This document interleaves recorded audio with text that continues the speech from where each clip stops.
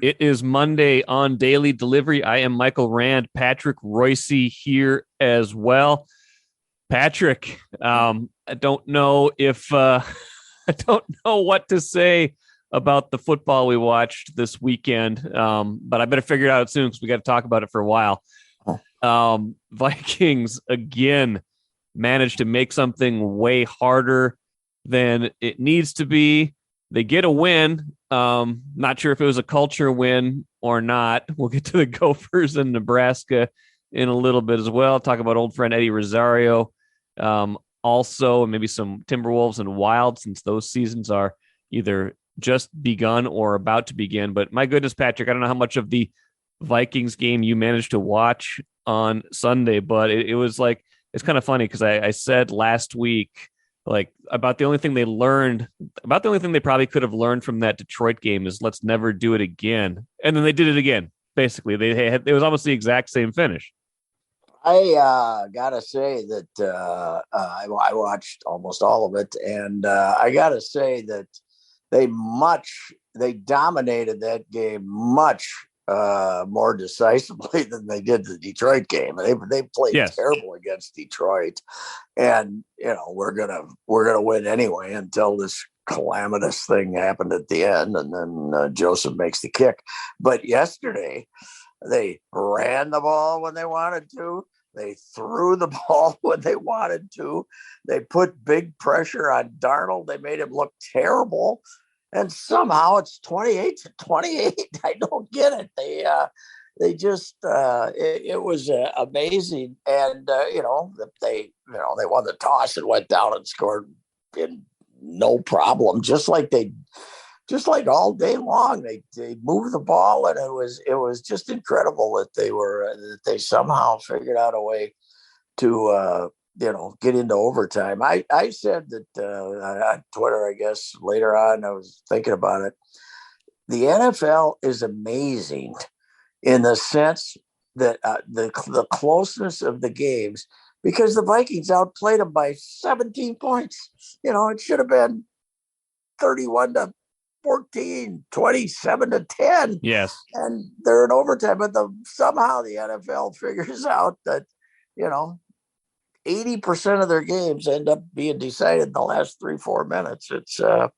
It's incredible to me. And that game is example A. I mean, I hated Darnold when I watched him. I hated his receivers. My God, Robbie Anderson should have been released, and then he ends up making a big catch.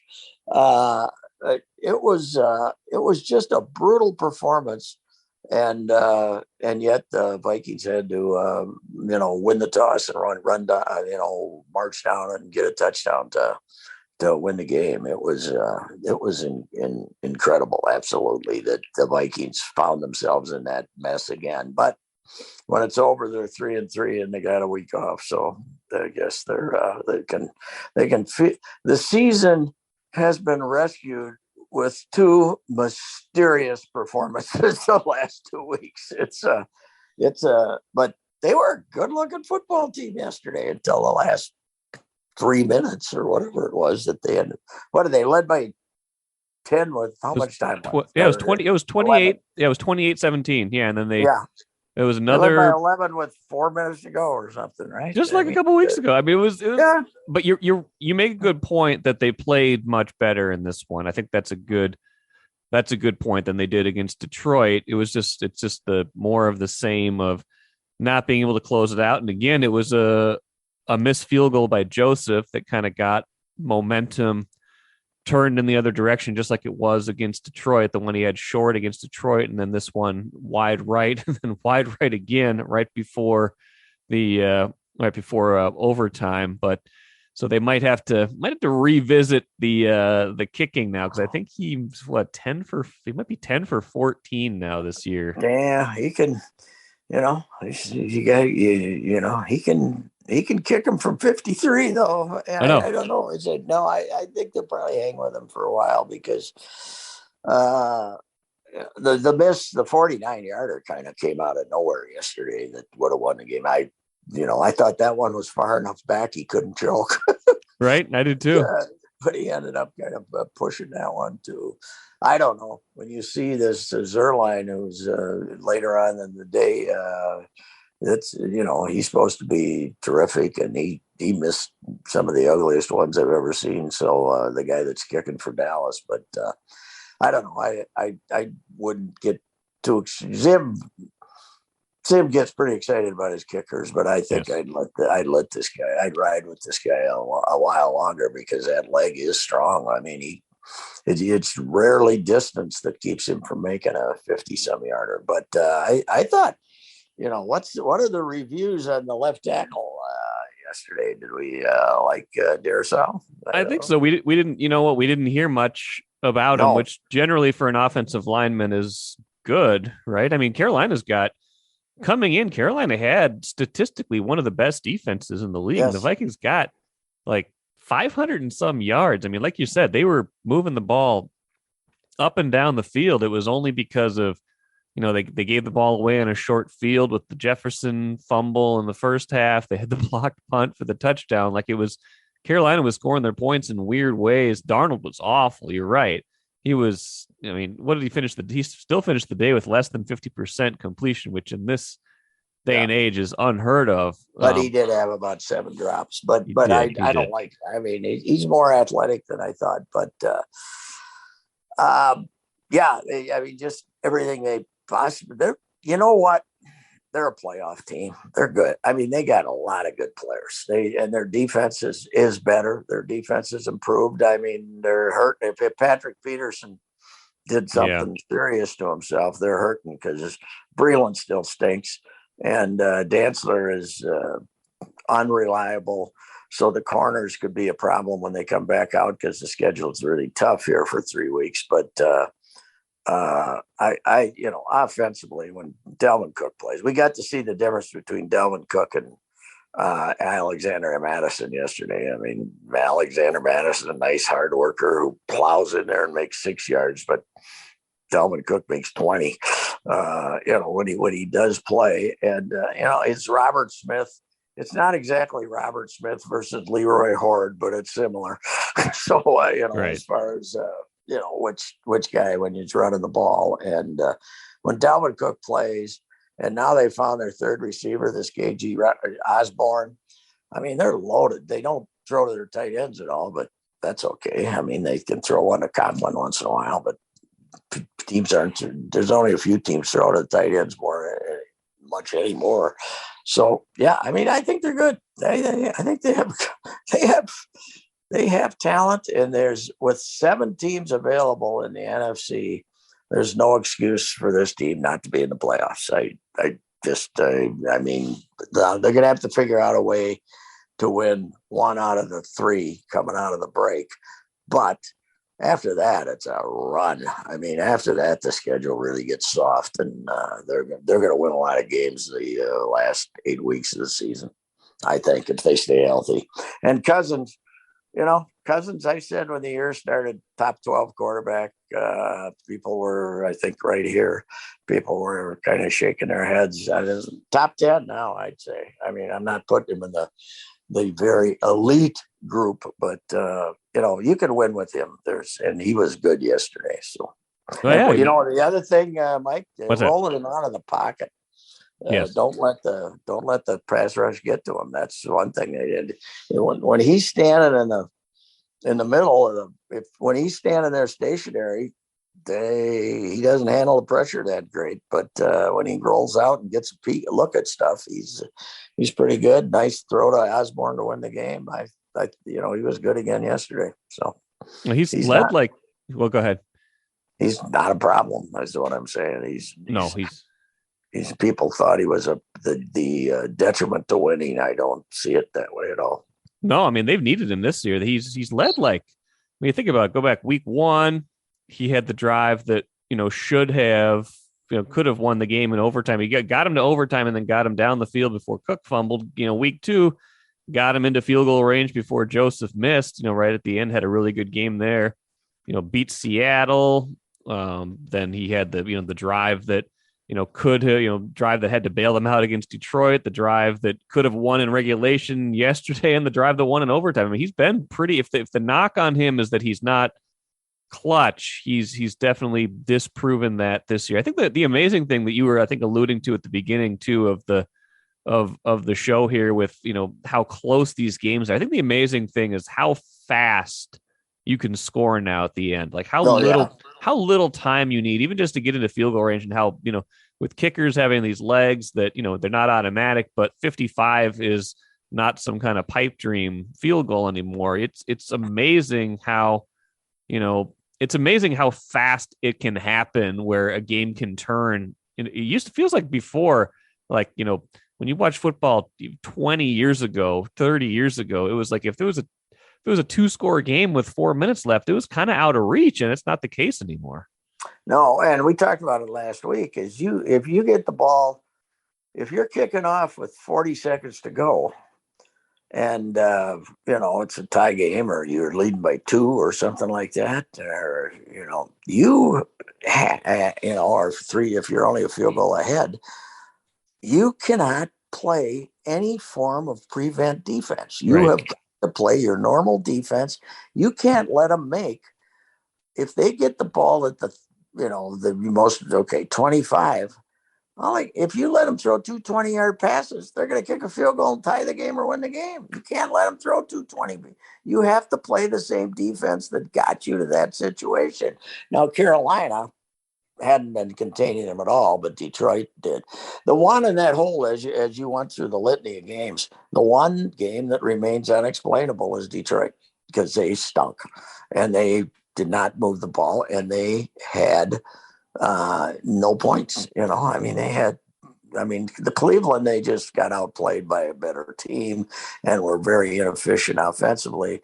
But against Detroit, the fact that they had put up so few points is unexplainable. That game, as far as I'm concerned. So, yeah, but they're good. They got talent, man. They got players, and Kubiak, I thought had a good day yesterday. I thought that the Detroit game was a good lesson for these guys, that they got to try to do something offensively. You can't just go out there and play it like Eden Prairie against Edina these days or something, and just smack the hell out of them. You have to.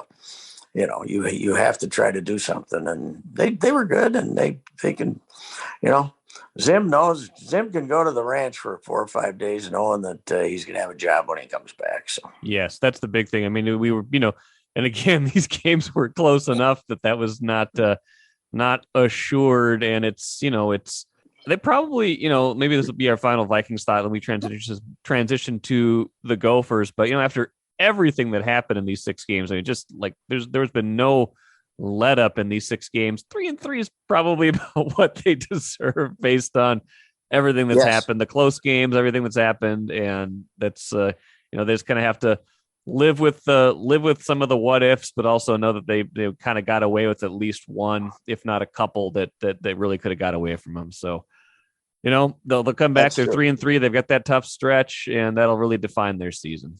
Watching Zim on the sidelines, he knows his job was in jeopardy the last 2 weeks.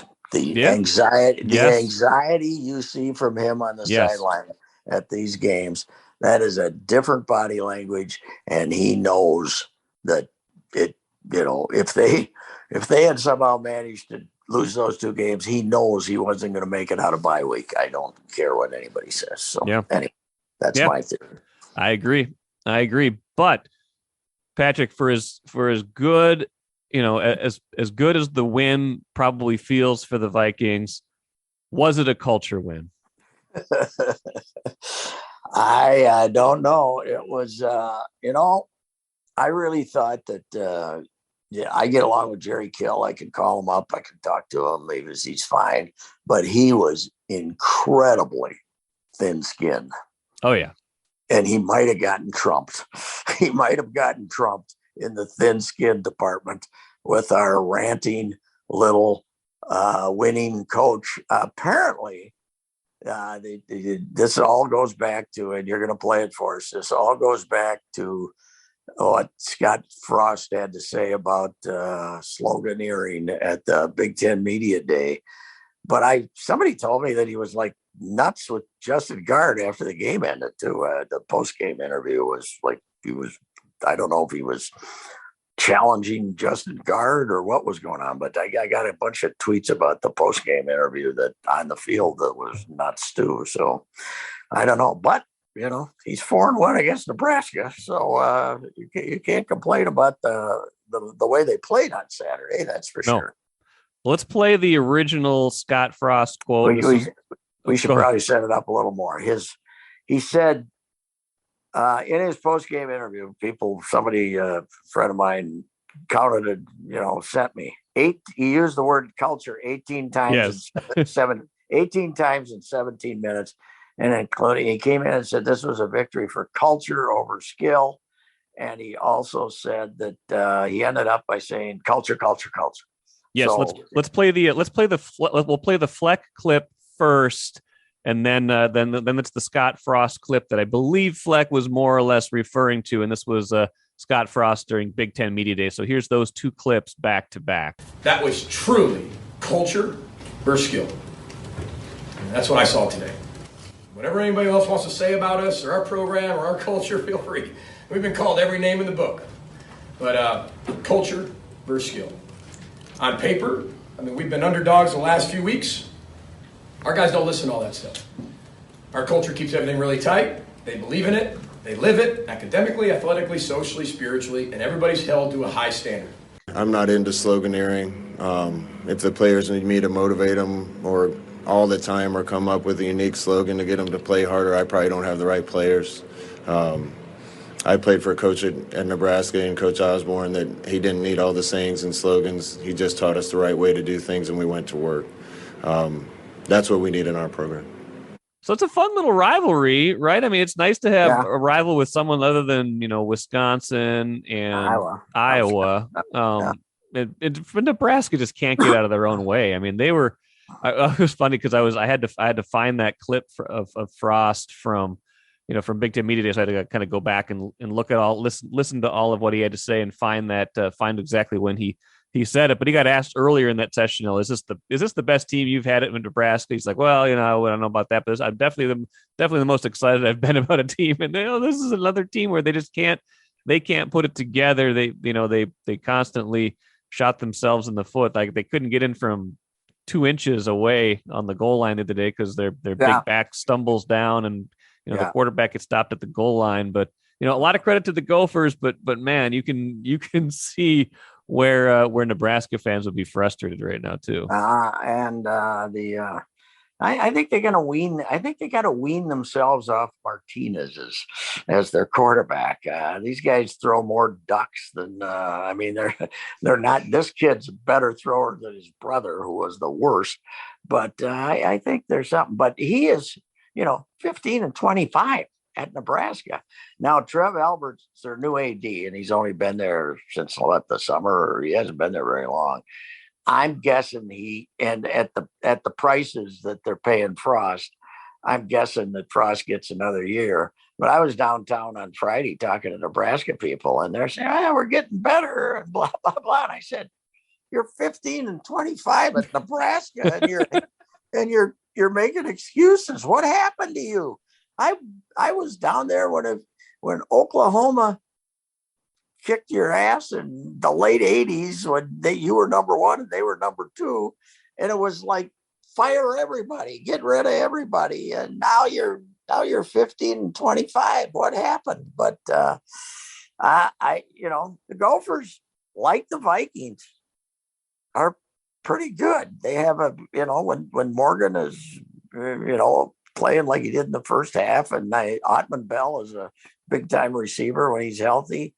And of course, PJ wants to hit the injury angle. They certainly haven't had more injuries than other teams have had. They got to play Purdue without Bell, right? And Purdue with Bell. Bell catches 200 yards of passes against Iowa, and they upset them. But, Gophers have talent. Somehow they had the blip on the schedule, the Bowling Green thing. But I don't know what was the. I thought he was. I obviously don't like the guy because I think he's full of BS up to his eyebrows, but Fleck, but this was this was a rant of weird proportions, don't you think, on Saturday? I do. And then, it's, another opportunity to emphasize the things he emphasizes in the program, probably. And, he takes exception to any slight of the culture that whatever he thinks of as the culture he's trying to develop there. But to reference something that happened 3 months ago instead of focusing solely on the win itself I thought it was definitely strange, as long as that's what he was doing. But again, the bigger picture, man, is like you're right. I think they are pretty good. And with whatever happened to Iowa, I watched the end of that game, man. The quarterback it's like they got the ball back just enough so he could keep throwing interceptions. They lost 3 and 4 minutes, right? He had 3 in the last 4 minutes. It was unbelievable. Yeah.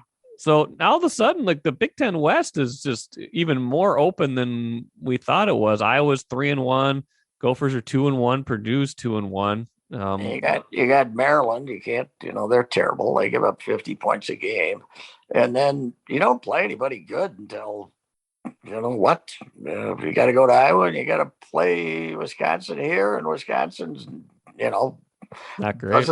Doesn't steamroll Army, for goodness sake. So right. Yeah, it's after the fiasco of Bowling Green, there's a good chance they're playing Iowa for the Big Ten West title.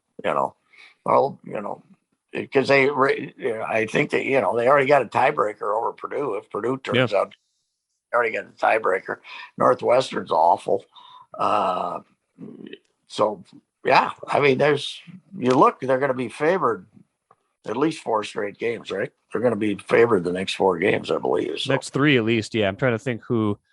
I'm trying to remember exactly who they have in that stretch, but over 10 against Maryland, won't they? 10 or 12 points. Yeah, I would think so. I think that'll be an easy one, or it should be an easy one. I mean, Maryland at home, Northwestern on the road, Illinois at home. They should be favored easily in all of those. And then after that, it's at Iowa. So it's, you get those 3 and then you go to Iowa. So if you can, again, this is college football, anything can happen. If you can win all of those 3, and I think you're right, they should be favored in all those 3, although they were 4-point underdogs at home against Nebraska. So, it opened at 2.5 and it went up. So people, were excited about, the bettors, everybody were excited about Nebraska's narrow losses. So yes, and their talent over culture too. They were excited about the talent over culture. Yeah, talent over culture. And by the way, this team lost to Illinois to start the season. Yeah. Illinois had won 1 game since against the FCS team. They're terrible. So it's one thing fun about college football this year, though, it hasn't been nearly as predictable. No, that's true. Lost a couple. Alabama did get beat. I mean, Alabama's still got the superior talent and everything, but all around the country, there's weird stuff. Do you realize Arizona has lost 16 in a row? Colorado beat them 30-0 or something. Yeah, awful. The Washington State coach is going to lose his job because he won't take a vaccine. And my guy Ed Orgeron's already been fired at LSU at the end of the season, and a lot of weird, strange things happening in college football already this year. So it's kind of nice that it's not as predictable as it usually is. So I agree. Let's hit a few things here at the end, including our guy Eddie Rosario, who among a friend group of mine, I've expressed the opinion that I miss Eddie Rosario. Like, intellectually, I know why the Twins had to let him go. I know why you don't pay someone with those numbers what he was maybe going to make this year, but what he can bring on a big stage was again on display Sunday for Atlanta. I mean, he's just a guy who, for better, for worse, will make something happen in these big moments, and he did it again on Sunday. Yes, and intellectually, there's really not a big difference between a big moment and a small moment for Eddie because, it's all the same. He's not sitting there thinking about stuff. He's got a method of base running that for us old timers reminds us of Disco Danny Ford, that he just, this is going to come out anywhere. And for all the stuff he did yesterday, the 4 hits and the whole thing, if you're a Twins fan of the Eddie era, the tag up on first, run on the second, you're 2 runs down in the 8th. You lead off with a base hit. They hit a routine fly ball to left field, not even deep. You're at first. You tag up and go to second. It's a completely nonsensical place because you get the second is like, okay, you can maybe score a run on a single, but so what? You're sitting here. We want you still on the bases. So if somebody hits a home run, the game's tied. Exactly. Right? So we watch, and he takes off and he's second. And I'm, then he ends up winning the game. And I'm sitting at home last night chuckling about him. And I said, okay, Paul Molitor's a former ball player. He'll still be awake. So I texted him. I said, what'd you think of our guy, Eddie? And, not figured there was probably a 20% chance he'd say amazing or something like that. Pure Eddie. Well, he texted a nice long answer back to me. And the best part of it was he said, Eddie's risk reward computations are different than everyone else's. That's perfect. It's about right, isn't it? Yes. And he also says he took off and it all turned up rosy.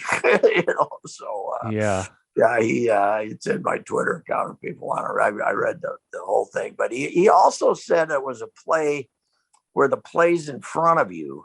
Yes. So if you're running with your head up, you can turn, if you get 40 feet and see that, okay, the throw is going to be on line, you can turn around and go back. So, he said, and this, by the way, this Molitor is the main reason, A, he managed him, but B, he's the best base runner of all time.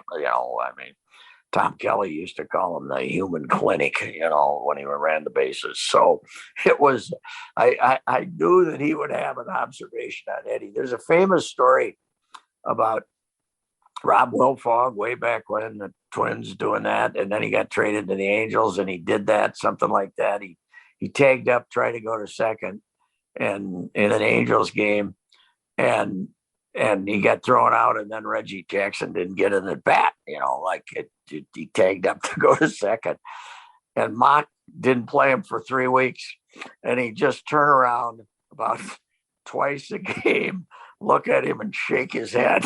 Wilfog once told me that. So, Eddie, that was one of those games that you can put up with the length of because it was, it was a battle, but Mike, 356 again yesterday. I talked to Falvey and then I did a piece on Sunday, but I'm seeing these quotes about the Giants and how they went about hitting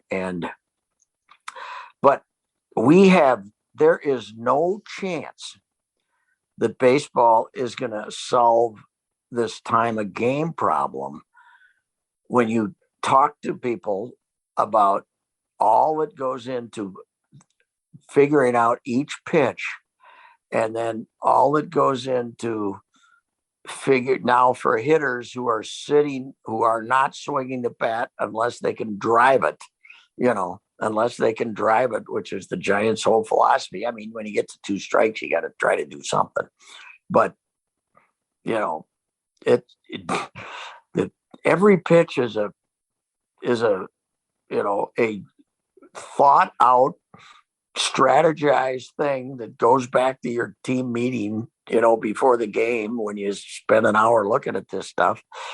And every swing is treasured as though, the game, they got no chance to change the time of game. It won't be as bad as it is in the postseason because you won't use quite as many relievers, but it's not going to change with the for want of a better word, but in the analytic era, it's not going to change. I agree.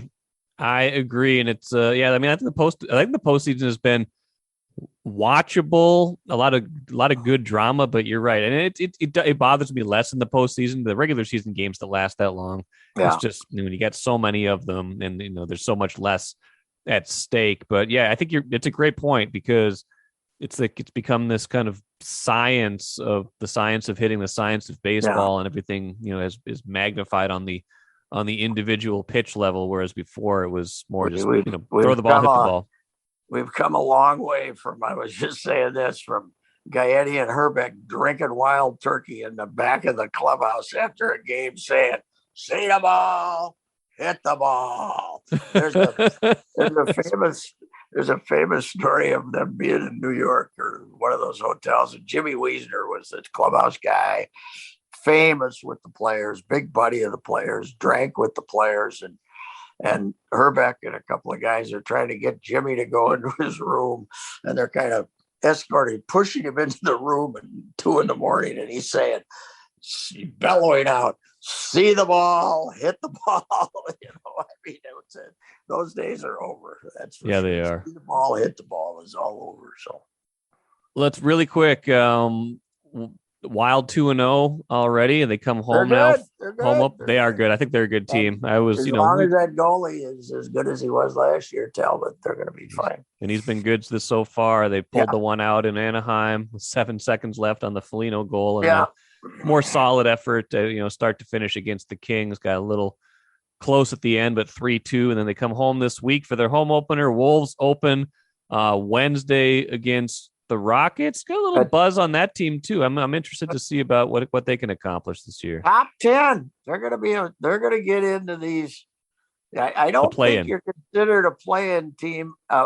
You're not considered a playoff team unless you win in the play-in tournament. Right? Correct. Yeah, you got to be top 8 to be a playoff team. They've made that. They're going to be 7, 8, 9, or 10. They're going to be in it. They're going to be that good. I like them. They're deep. Edwards is going to be a monster. Yeah.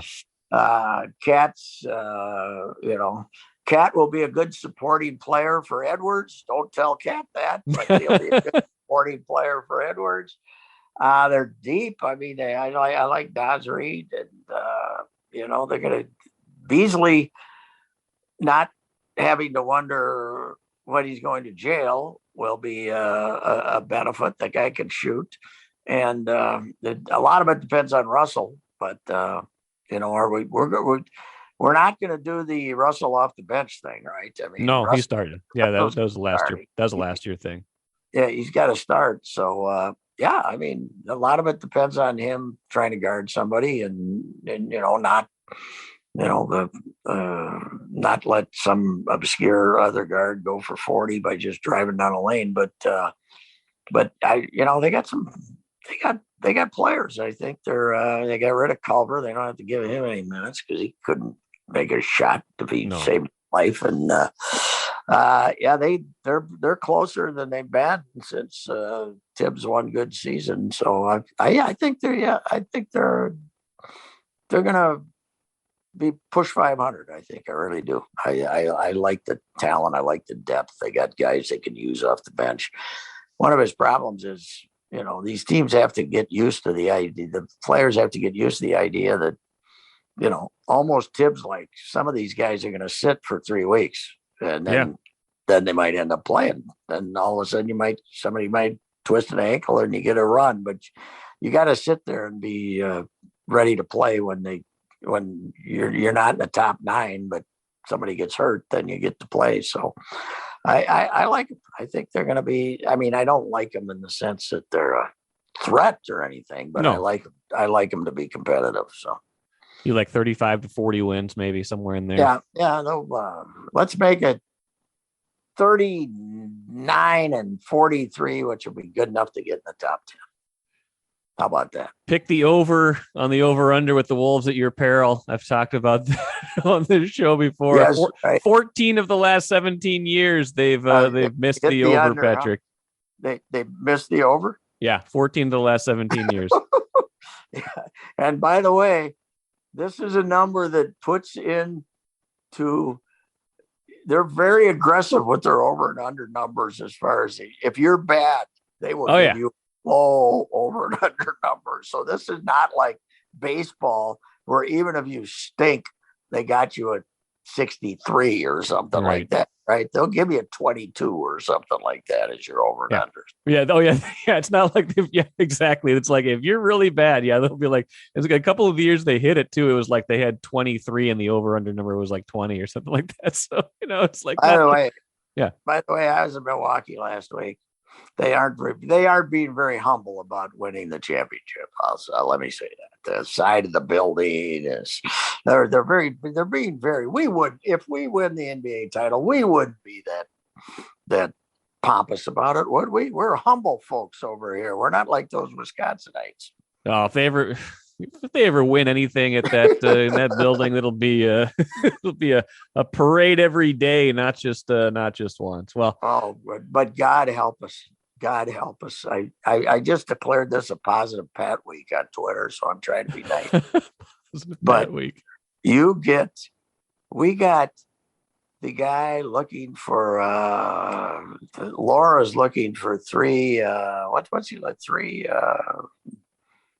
culture change, not cultures, not the word. What are three? Lori's he's got the three kind of buzzwords, the three things. The three mottos that they live by. But now we got this Gupta trying to fit into that crap, saying he's talking about servant leadership. We don't want servant leadership, you moron. We want somebody to get some players and figure out what the hell they're doing. Servant leadership. Let me throw up, will you? That's a good transition point to. I'm hoping to have him on the show later this week. Hopefully they're not listening right now. Tell him stop giving us these horrible cliches that he doesn't believe in, but he thinks he's kissing the butt of Mark Lore. Okay, maybe I'll lead with that. I won't even back into it. I'll just first question. Why? What is this all about? The forehead. What kind of a bunch of BS is this, Gupta? I'll do it, Patrick. We'll see you next week.